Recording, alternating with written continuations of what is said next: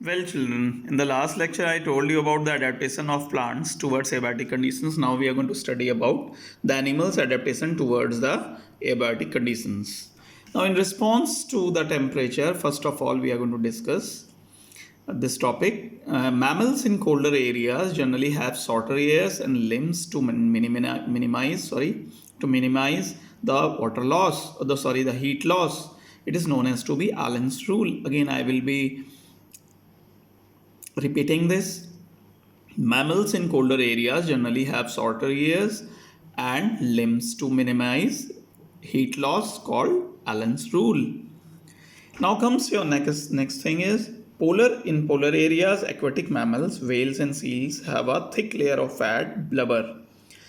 Now this blubber acts as insulator and reduces heat loss, mostly in the colder areas like Arctics, etc.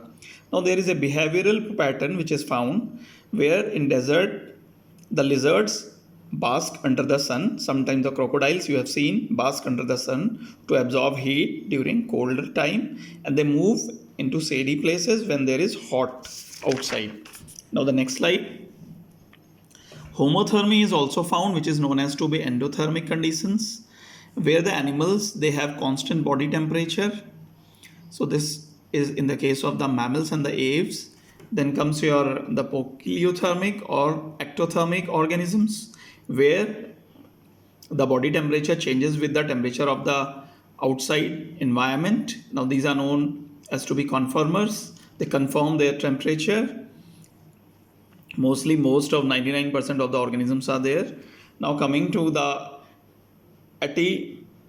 altitudinal changes or altitudinal adaptation. Altitudinal adaptation, when we talk about, is the adaptation of the organism when they have moved to higher altitudes, that is more than 3500 meter.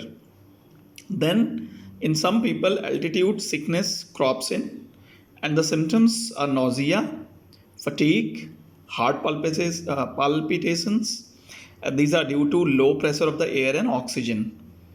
Now, children, to cope up this, most of the races which are living, human races which are living on the higher altitude, they have more RBCs so that they can store more oxygen. Now comes the physiological adaptations. That was also a physiological adaptation. In case of the kangaroo rat in North America, it fulfills its water requirement by metabolism of fat or the oxidation of the fat. It does not drink water. It excretes highly concentrated waste. Now in camel also we can see that it stores water in the body cells to tolerate the water stress. Then there is periodic migration, etc., which also takes place, and that is also a way to cope up the stress. Now, children, we are going to talk about population. What is a population? Is it is a group of individuals of same species living in same area. Now, the characters of the population or the attributes we talk about, the density, the number of individuals living in a particular area. Now, natality, it is the number of birth per year per 1,000 persons. Then the mortality or the death rate, number of death per year per 1,000 in a population. Then sex ratio, the number of females to the number of males. Now this is very important because otherwise the partners will not be there and there will be less reproduction. Now come to the next slide. The death rate can be expressed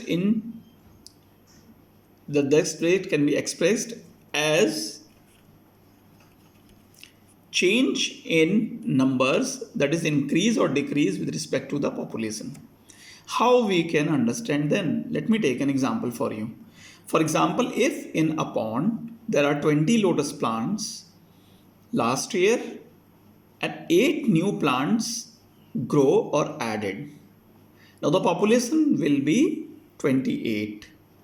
The birth rate will be equal to the number of birth divided by the number of population last year. So it comes out to be 0.4. Now this is an important question, numerical in biology. Now comes your death rate.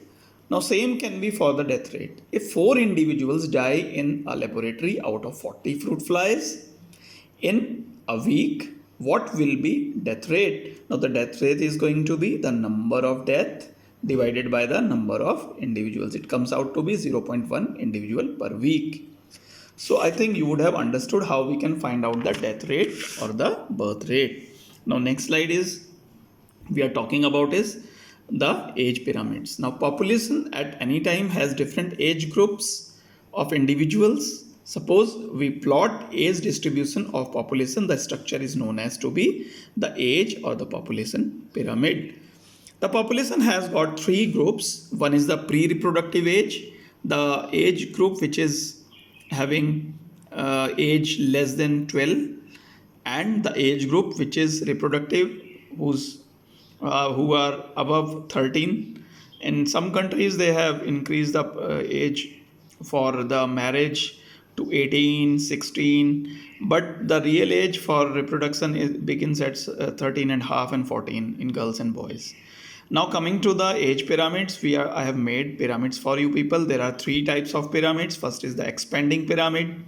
You can see here the pre-reproductive age I have drawn, then reproductive age I have drawn, then last is the post-reproductive age. So I have distributed these here. If the population is more of the pre-reproductive age group, certainly the reproductive age group will be more. Now this is an expanding population. Now comes the stable population.